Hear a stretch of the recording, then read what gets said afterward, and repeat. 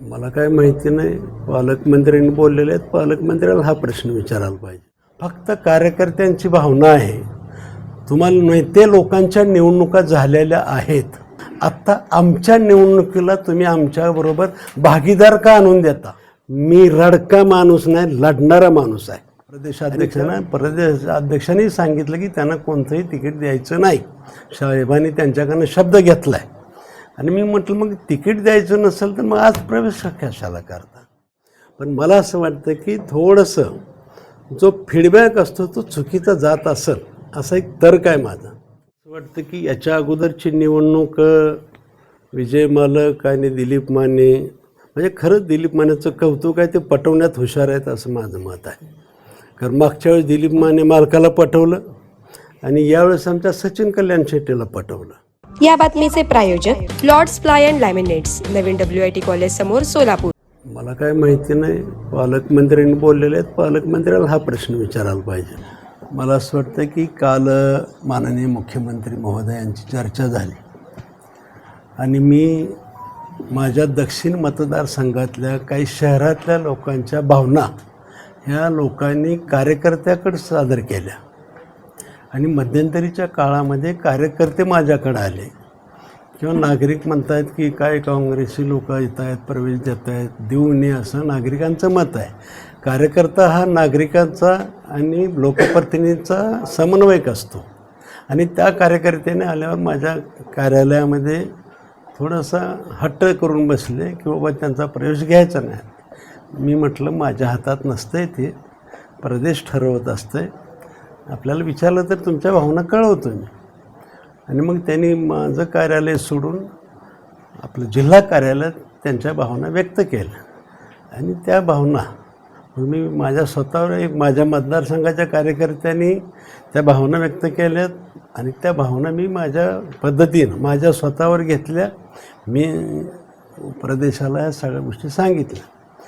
कालही मला ज्यावेळेस मुख्यमंत्र्यांनी विचारलं, मी म्हटलं आजही भावना त्याच आहेत नागरिकांच्या, कार्यकर्त्यांच्या. प्रवेश घ्यायला माझा कोणताही नकार नाही, कार्यकर्त्यांचाही नकार नाही. फक्त कार्यकर्त्यांची भावना आहे. तुम्हाला नेते लोकांच्या निवडणुका झालेल्या आहेत, खासदाराच्या निवडणुका झालेल्या आहेत, आमदारांच्या निवडणुका झालेल्या आहेत. आत्ता आमच्या निवडणुकीला तुम्ही आमच्याबरोबर भागीदार का आणून देता? आमच्यात भागीदार करू नका. आणि म्हणून त्यांनी मी काल मुख्यमंत्री महोदयांनी सांगितलं आत्ताच करू नका साहेब, 2 महिन्यानंतर आम्ही सर्वजण कार्यकर्ते त्यांना कुणाला प्रवेश पाहिजे त्याला देतो म्हटलं होतं. बराच वेळ चर्चा झाल्यानंतर फोनवरती साहेब म्हटले की उद्या सकाळी रवींद्र चव्हाणला बोलून घे. मी आज सकाळी रवींद्र चव्हाण प्रदेशाध्यक्ष त्यांनाही विनंती केली. 1% मी परत रात्री मुख्यमंत्री महोदयांची चर्चा झाल्यावर कार्यकर्त्यांची बैठक घेतली. पण कार्यकर्ते म्हणतात की नागरिक अजिबात तयार नाहीत, नागरिकांनी स्वीकारलेलं नसताना आता घेऊ नका. आणि परत तेच प्रश्न म्हणतायत कार्यकर्ते, आमच्यात भागीदारी तुम्ही आत्ता कोणी देऊ नका. घ्यायचं तर तुमच्या वेळेस घ्या, लोकसभेला घ्या, विधानसभेला घ्या, किंवा जिल्हा परिषद आणि महानगरपालिका झाल्यावर कुणालाही प्रवेश देणे येते लोकांना. आमचे काही म्हणणं नाही. नसेल तर यावेळेस मग विधानसभे माननीय मुख्यमंत्री महोदयाने त्यांना कोणत्याही प्रकारचं तिकीट दिलं जाणार नाही असं मुख्यमंत्री म्हटलेत. मी तेही निरोप सांगितला प्रदेशाध्यक्षांना. प्रदेशाध्यक्षांनी सांगितलं की त्यांना कोणतंही तिकीट द्यायचं नाही. साहेबांनी त्यांच्याकडनं शब्द घेतला आहे. आणि मी म्हटलं मग तिकीट द्यायचं नसेल तर मग आज प्रवेश कशाला करता? पण मला असं वाटतं की तरीपर्यंत त्यांनी घेतलेलं आहे. मी 1%चाही होकार दिलेला नाही. त्यांनी मी मला सांगितलं नाही. किंबहुना प्रदेशाध्यक्षांनी मला सांगितलं मी तुमचा परत एकदा निरोप मुख्यमंत्री महोदयांना कळवतो आणि परत तुम्हाला सांगतो काय झालं आहे. पण तोपर्यंत 1 तासाभरात तर तास-दीड तासामध्ये साधारण मला तुमच्यामार्फत ह्या सगळ्या बातम्या कळालेल्या आहेत. त्यांनाही आश्चर्य वाटायला असं कसं व्हायला? त्यांच्याही मतदारसंघातले हेच प्रवेश सुरू आहेत. त्यांचेही कार्यकर्ते गोंधळ घालायला लागलेले आहेत. तेही अस्वस्थ आहेत. अनेकाला त्यांनी काहीतरी म्हटलेलं असतं, कुणाला ते ह्याच्या अगोदर प्रवेश दिलेला असतो. आज काल यायचं आणि आज लगेच म्हणजे महानगरपालिकेला तिकीट द्यायचं, हे होत नाही. आणि मला दोघांनी शब्द दिलेला आहे की उमेदवार ते मागणार नाहीत. मला असं वाटतं की नेतृत्वावर माझा नाईलाज का होईना पण विश्वास ठेवावाच लागतो. नेतृत्वावर गैरविश्वास दाखवून चालणार नाही. नेतृत्वाने शब्द दिलेला आहे आणि मला काय वाटतंय की ते शब्द पाळतील. असं अविश्वासाचा विषय नाही, पण भारतीय जनता पक्ष प्रदेश असेल केंद्रात असेल, भारतीय जनता पक्ष वाढावा, पक्ष वाढावा, तळागाळापर्यंत जावा ही भावना आहे. परंतु मला असं वाटतं की आम्ही त्या उद्देशानंच लढलेलो आहे. मला आठवतं की 2004ला सोलापूरच्या जनतेने मला काही नसतानासुद्धा प्रतिसाद देऊन मला ह्या सोलापूर जनतेने खासदार केलं. इथून मी परत माढ्याला गेलो, माढ्यालाही लढलो. माढ्यालाही खूप चांगली मतं पवारसाहेबांच्या विरोधात लढली. तिथून तुळजापूरला गेलो, तुळजापूरलाही मला चांगली मतं मिळाली. 11th आवरला जाऊनसुद्धा शेवटी पार्टी प्रयत्न करत असते, वेगवेगळे प्रयोग करत असते की बाबा वेगवेगळी माणसं आली पाहिजे, पक्ष वाढला पाहिजे. स्वाभाविक आहे ते, काय म्हणजे असं विश्वास अविश्वास वगैरे नाही. पण मला असं वाटतं की थोडंसं जो फीडबॅक असतो तो चुकीचा जात असेल असा एक तर्क आहे माझा. जो माझ्या माहितीनुसार 2014ला माझ्या मतदारसंघामध्ये जिल्हा परिषद सदस्य एक नाही, सरपंच एकही नव्हता, पंचायत समिती आपल्याकडे नव्हती. त्याही काळामध्ये मला असं वाटतं की मी एकटा आमदार होतो ग्रामीणला, तरीसुद्धा पंचायत समिती सभापती भारतीय जनता पक्षाचा झाला होता. असावं माहिती म्हणून मी सांगतोय मी. आणि तसंच सोलापूर शहरामध्ये सुद्धा बहुतेक आत्ताचे कुणी नसतानासुद्धा सोलापूर महापालिकेमध्ये जवळपास 49 नगरसेवक सोलापूर महापालिकेतली दोन्ही देशमुखांनी मिळून आणलेले होते. त्यात मध्यालासुद्धा कुणीही आमदार नसताना माझ्या माहितीनं 14 का 15 नगरसेवक हे मध्याला होते. म्हणजे उलट माझ्याकडं दक्षिणला 14ला 2 किंवा 1.5 नगरसेवक होता. 1.5चा आता जवळपास 12-13पर्यंत आलो आहे. आणि कार्यकर्ते आणि नागरिकांनी खूप चांगला प्रतिसाद दिला आहे. काही मुठभर लोकांनी माझा अपप्रचार नक्की केला सर, परंतु त्या अपप्रचार धुडकावून नागरिकांनी माझ्यावर पक्षावर विश्वास ठेवून मला असं वाटतं की खूप चांगल्या मताने निवडून दिलेला आहे.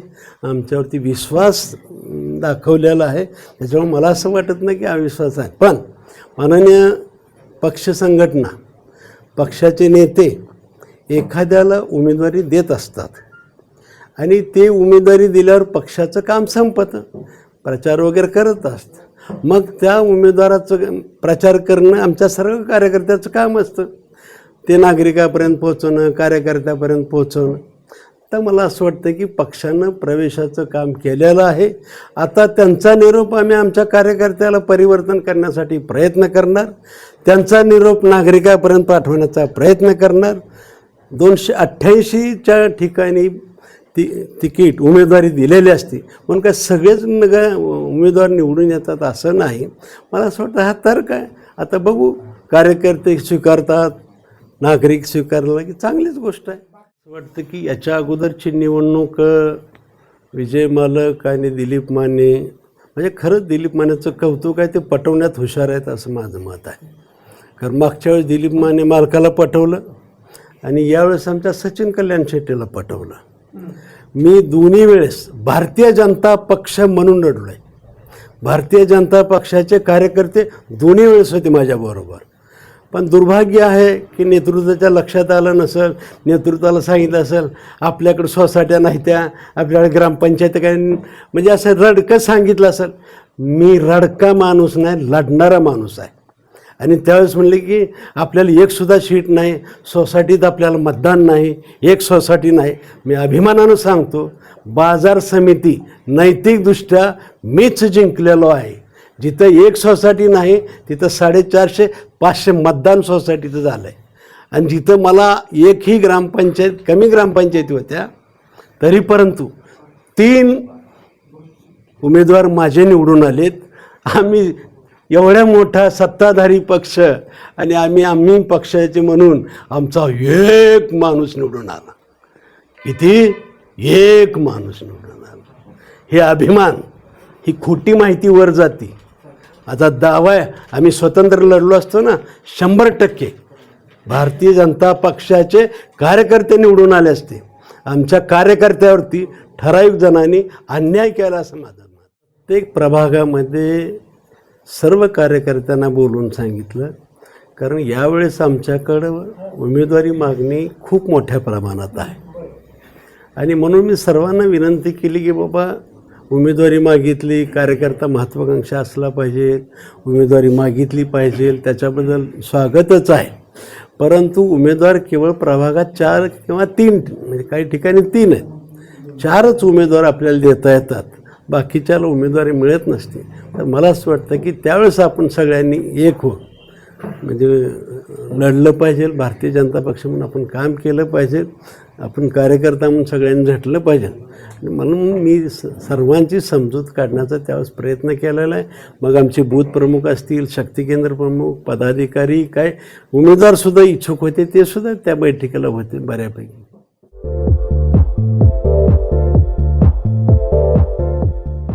नांदेड, लातूर व धाराशिव जिल्ह्यातील टाटा मोटर्सचे अधिकृत कार डीलर पद्मजा मोटर्स आता सोलापूरमध्ये. भव्य शोरूम आणि अद्ययावत वर्कशॉप, जीएसटी सूट मिळाल्याचा घ्या फायदा. नव्या शोरूम मध्ये सुरू झाली आता कार सर्व्हिस सेवा. पद्मजा मोटर्स, विमानतळ जवळ, होडगी रोड, मजरेवाडी, सोलापूर. मोबाईल 8600 02 26 17 आणि 89 56 21 39 25.